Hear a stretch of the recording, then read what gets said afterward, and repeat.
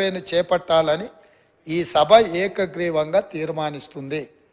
ఇందులో ఎలాంటి అనుమానాలకు శశబిషలకు తావు లేకుండా ఈ ప్రభుత్వం ఒక తీర్మానాన్ని ప్రవేశపెట్టింది.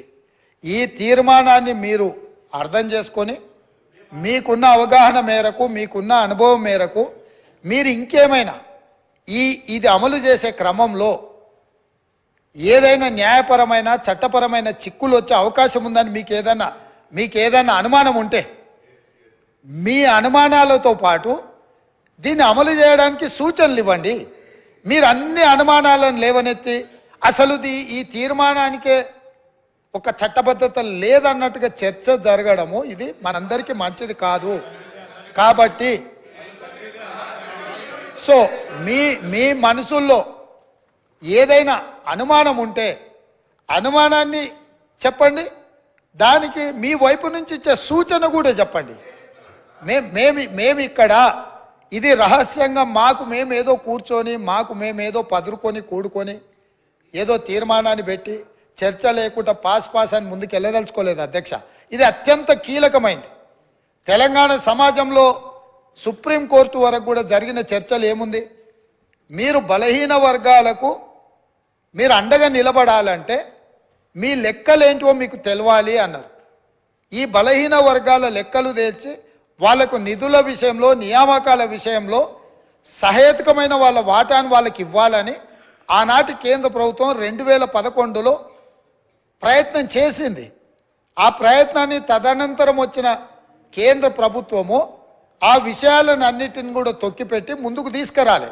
1931 తర్వాత మళ్ళీ మా ప్రభుత్వమే యూపీఏ ప్రభుత్వమే శ్రీమతి సోనియా గాంధీ గారు చైర్పర్సన్గా ఉన్న యూపీఏ 2లో 2011లో ఆనాడు ఈ పూర్తి వివరాలను కేంద్ర ప్రభుత్వమే చేపట్టింది అధ్యక్ష.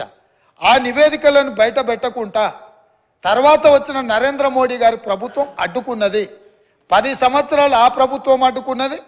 10 సంవత్సరాలు గత ప్రభుత్వం సమగ్ర కుటుంబ సర్వే చేసి వివరాలు బయట పెట్టకుండా ఈరోజు ఆ వివరాలను కూడా దాచిపెట్టారు. అందుకే ఈరోజు మేము స్పష్టంగా, ఎందుకంటే 1% ఉన్నోళ్లకు డెఫినెట్గా బాధ ఉంటుంది. ఎందుకంటే మేము 1% రాష్ట్రాన్ని అంతా మా చేతుల్నే గుప్పిట్లో పెట్టుకున్నాం. ఈరోజు లెక్కలన్నీ బయటకు వస్తే 50% ఉన్నోళ్ళకి ఎక్కడ మనం రాజ్యాధికారంలో భాగం ఇవ్వాల్సి వస్తుందన్న ఆలోచనతోటి కొంతమందికి బాధ ఉండొచ్చు అధ్యక్ష. నేను ఆ వివరాల జోలికి వెళ్ళదలుచుకోలేదు.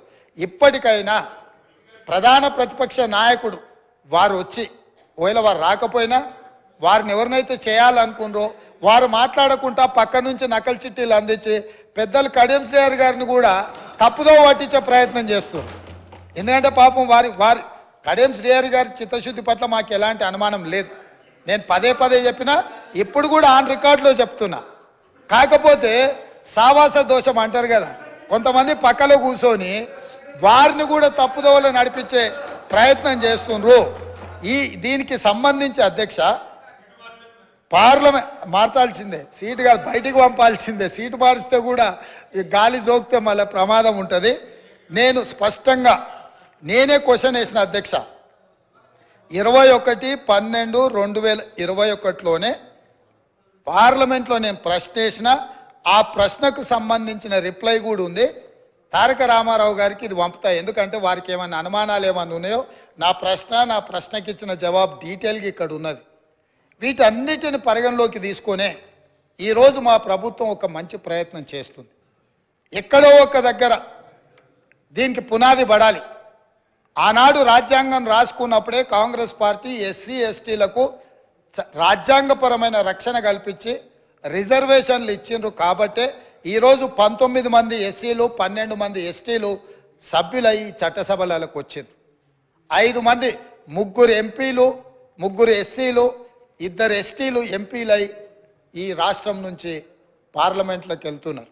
ఇవన్నీ కూడా కాంగ్రెస్ పార్టీ ప్రజల యొక్క అవసరాలను అన్నిటినీ దృష్టిలో పెట్టుకొని వాళ్ళు అడగకంటే ముందే వాళ్ళ అవసరాలు తీర్చాలన్న ఆలోచన మాకుంది.